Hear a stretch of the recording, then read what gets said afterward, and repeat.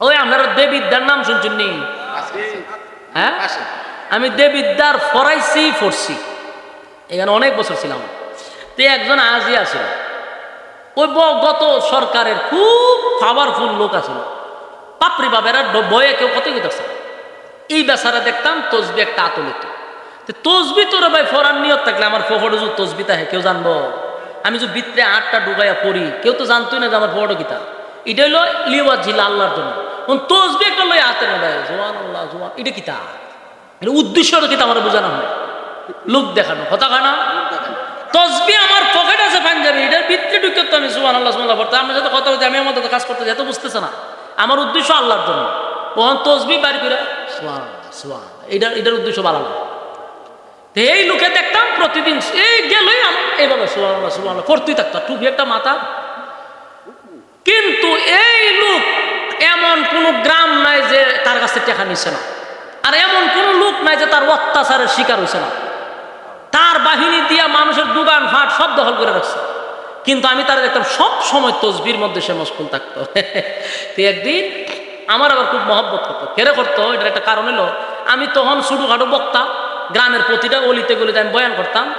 যারা দেখবেন একটু নেতা টাইপের, এরা গ্রামের যতটা মাহফিল হয় এরা নাম দেওয়ার লাগে, না নাম দিলে মাহফিল করতে দেন। আগে 16 বছরের কথা কইতাছি, এলাকার বড় নেতা না, অনেক নাম না দিলে মাহফিল করতে দেন, ডরায় মানুষের নাম দেয়। তো হ্যাঁ গিয়া ওই সেপ্টেম্বর জানে বই থাকতো। তা আমি তো যত অনেক বক্তা আমারে দেখতো, তা আমি একটু নাম টাম হইতাম, তো এলে আমার একটু বালা লাগতো না, এই উজুর দরকার আছে।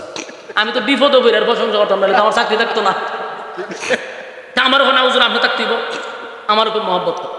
তা আমিও দাদা দাদা রাখতাম, কিন্তু হেরে বয়ে কেউ কাছে তো একদিন গিয়ে দেখি এক দোকানও বইছে, বইয়া আসর নামাজ পড়ছে আমার সাথে, বইরা গেছে দোকানও গিয়া সুবহানাল্লাহ সুবহানাল্লাহ রে চা দে সুবহানাল্লাহ, চিনি সারা দিস সুবহানাল্লাহ সুবহানাল্লাহ, টিভিটা সার সুবহানাল্লাহ সুবহানাল্লাহ, দেখেন দেশের খবর কিতা সুবহানাল্লাহ সুবহানাল্লাহ, আর তোর দোকানের অবস্থা কিতা সুবহানাল্লাহ সুবহানাল্লাহ, বেচা কিনা হয় না এখন সুবহানাল্লাহ, কত মাসে দান ছিল দিছত নেই সুবহানাল্লাহ সুবহানাল্লাহ, আবার আইবে টেকার লেগে একটা ভিডিও শুরু করে দিব সুবহানাল্লাহ, আগেরটা ক্লিয়ার করি সুবহানাল্লাহ সুবহানাল্লাহ সুবহানাল্লাহ, আর তোর ভাইও কিন্তু বড়টাই নিছিস সুবহানাল্লাহ সুবহানাল্লাহ, কিন্তু গত মাসে এটা ক্লিয়ার করছে না সুবহানাল্লাহ সুবহানাল্লাহ, 100 ওই তো তসবির মাথা থেকে ডান্ডাটা, হ্যাঁ এটার থেকে সুবহান মারছে 100 গেছে।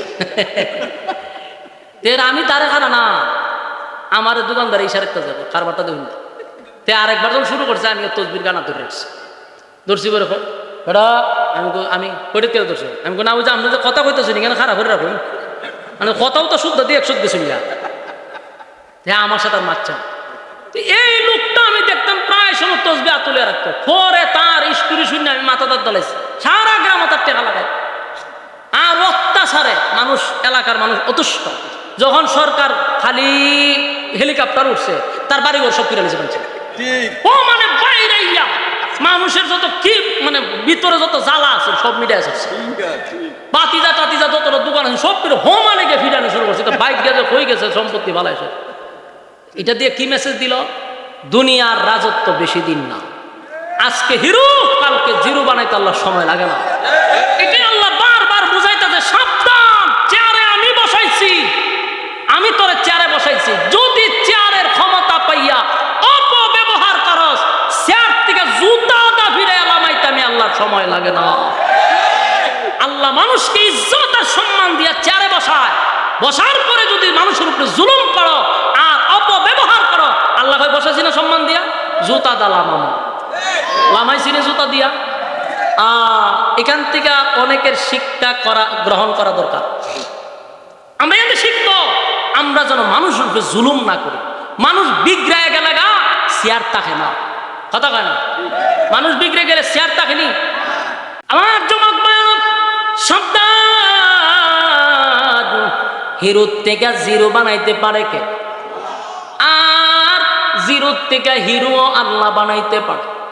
আল্লাহ বলেন, সকাল বেলার ধনী ফকির সন্ধ্যাবেলা, নদীর এপার ভাঙে অপার গড়ে, এই তো নদীর খেলা, সকাল বেলার ধনী রে তুই ফকির সন্ধ্যাবেলা।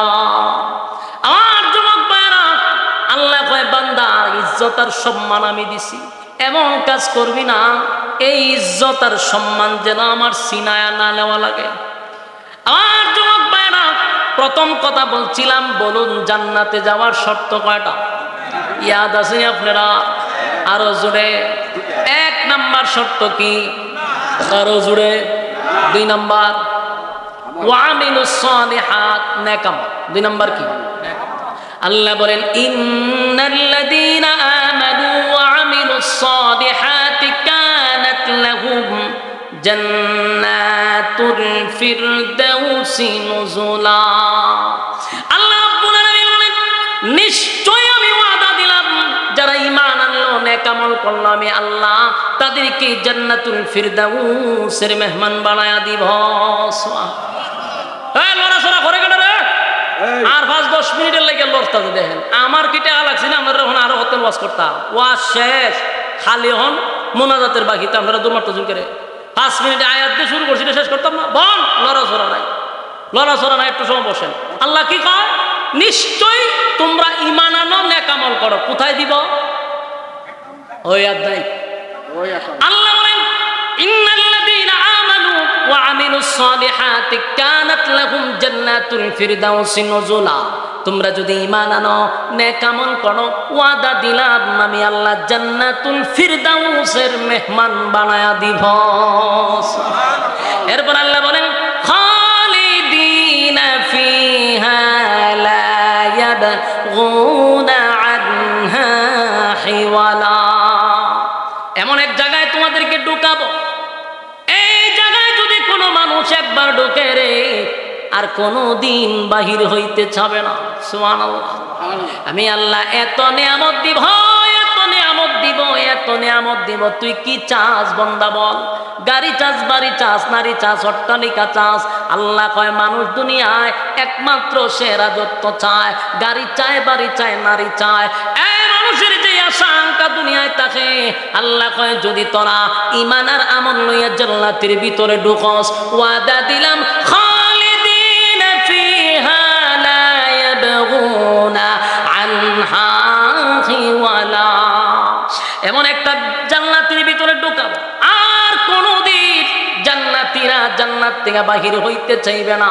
কারণ সর্বনিম্ন একটা জান্নাতীকে আমার আল্লাহ এই পৃথিবীর 10টা পৃথিবীর সমান জান্নাত দিবে।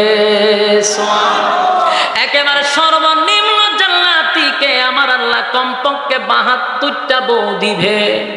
ওমা সুবহানাল্লাহ। কয়টা বউ? 72টা বউ দিবে, আর 10টা পৃথিবীর সমান রাজত্ব দিবে। এত এত নিয়ামত পাওয়ার পরে বলুন তো দেখি আপনারা কি বাইরে হইতে চাইব?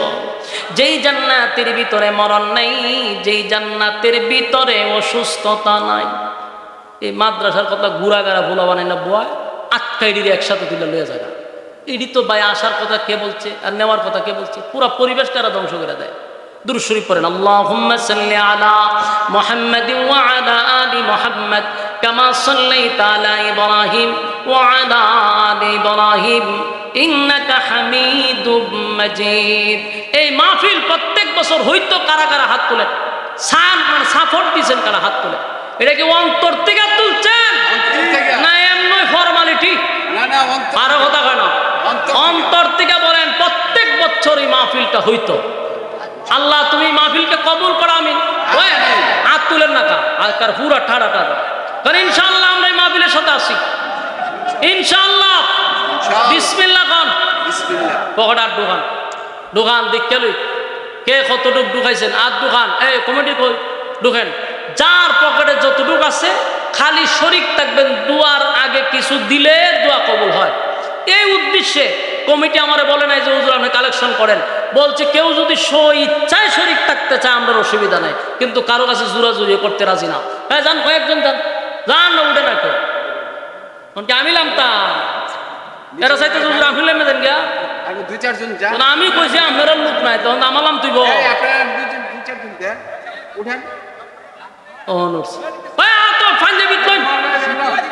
লয়া ডাইরেক্ট স্টেজ হইবেন, তুমি হইব স্টেজ হইলে চলব। আর কেউ যদি 1000 করে লেখাইতে দেন, বলো জোর মাহফিলটা তো বালা কাজ, সোয়াবের কাজ, এই সোয়াবের কাজের মধ্যে আমিও শরীক হতে চাই। 1000 সালম ভাই এক বস্তা, সালম ভাই এক বস্তা। সালম ভাই কে? শালম ভাই একবার